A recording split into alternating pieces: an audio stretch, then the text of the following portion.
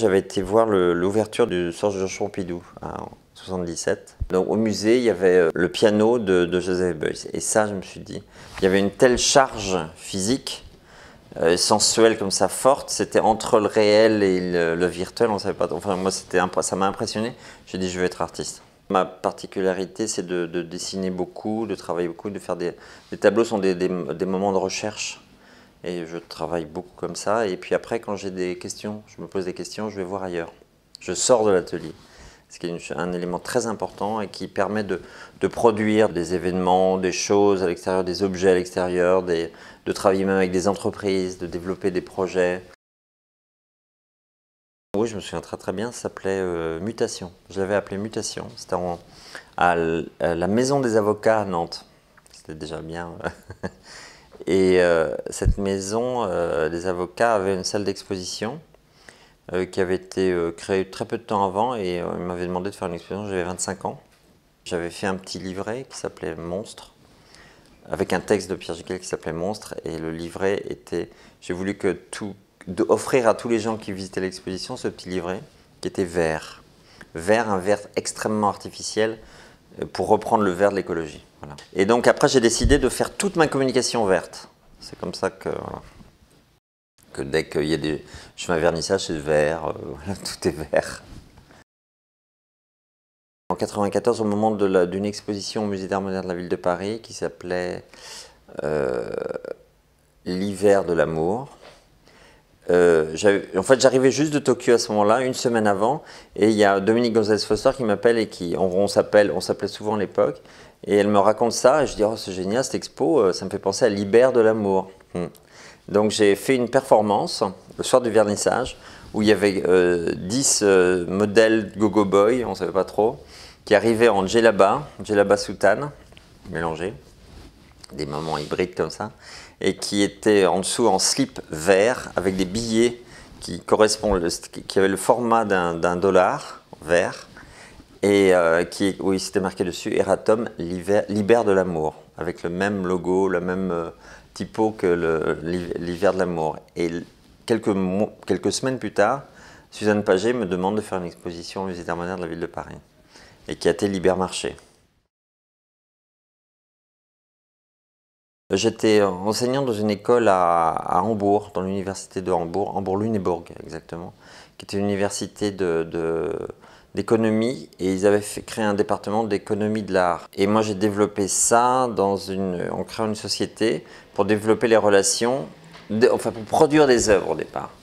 Et la production d'œuvres passait par le partenariat avec des entreprises qui étaient souvent dans un réseau de collectionneurs. Et donc j'ai développé plein de projets avec plein d'artistes pour travailler avec les entreprises. Je me suis aperçu qu'il y avait vraiment une possibilité pour les artistes d'espaces de liberté très très nouveaux et qui pouvaient, en dehors du réseau art contemporain qu'on connaît, qui pouvaient développer des choses, même des engagements dans le social en échange d'œuvres, d'événements artistiques qui pouvaient être de multiples formes.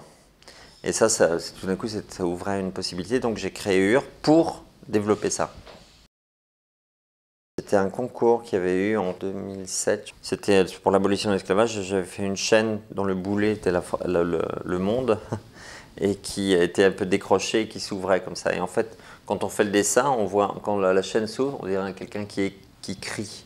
Donc ça s'appelle le cri. Les cris, parce que c'est une loi qui a été écrite. Cet objet-là qui se trouve au Luxembourg, on a fait une plus petite pièce pour présenter aux Tuileries pendant la FIAC. Je me suis aperçu que quand je dessinais, en fait, je cherchais la forme de l'esprit du temps, on va dire. Et donc cette forme-là, c'est des inventions en permanence. Moi, je suis assez fasciné par des moments aussi où on perd son temps à faire des petits machins, des croquis, on pourrait dire broder, dessiner, conduire une voiture, éplucher des pommes de terre. Donc on perd du temps et en fait dans ces moments-là, on a l'esprit libre pour créer, pour inventer, pour déraper, pour décoller. Et en fait ces moments-là, j'essaie de les rendre visibles dans des tableaux. Quand je travaille dans mon atelier, je fais 70 tableaux, 50 tableaux à la fois. Je dessine, j'écris, je marche, j'écris. Et hop. Puis tout d'un coup, ça se révèle petit à petit et ça donne des paysages mentaux qui sont un peu décalés, qui ne sont pas forcément similaires les uns les autres. Le graffiti, c'est pas loin du tableau d'école pour moi. Quand on est en direct devant un tableau, quand le prof vous explique la démonstration, vous démontre quelque chose, ou vous présente quelque chose en direct comme ça, eh ben c'est exactement pareil que le graffiti pour moi. Mes tableaux sont presque des bandes dessinées. Et d'ailleurs, il y a un tableau à un moment donné, que j'ai fait en 87, qui est un bonhomme vert, pour préparer l'homme de Bessines, le petit bonhomme vert là. Et le tableau est flou. Et je me suis dit, c'est pas la peine de faire un tableau flou. Il faut faire un tableau cerné. Il faut cerner les formes parce que de toute façon, le flou, il est déjà dans la réalité. En fait, j'utilise très très peu la ville. Je pourrais être artiste n'importe où. Quand je suis dans l'atelier en Vendée, les choses vont beaucoup plus vite, curieusement. Les choses se font, mais très très rapidement. Puis en plus, il y a plein d'entreprises là-bas, donc il y a plein de gens qui ont envie de faire des choses, ils ont le temps, ils ont une qualité de vie bien supérieure à ici. On est quand même beaucoup pris ici par l'administration quotidienne, la gestion du quotidien, qui est très lourde à Paris. Mais c'est une ville agréable. Moi, j'aime beaucoup vivre, j'aime beaucoup les très grandes villes, donc Mexico, Tokyo, Séoul. J'ai adoré travailler dans ces villes. Paris, c'est un peu petit. On a du chauffage, donc on travaille tout l'hiver. L'électricité, on peut travailler toute la nuit. On a les médicaments, la médecine qui nous font vivre 2 fois plus. Donc 2 fois 2 fois 2, on travaille 8 fois plus de temps.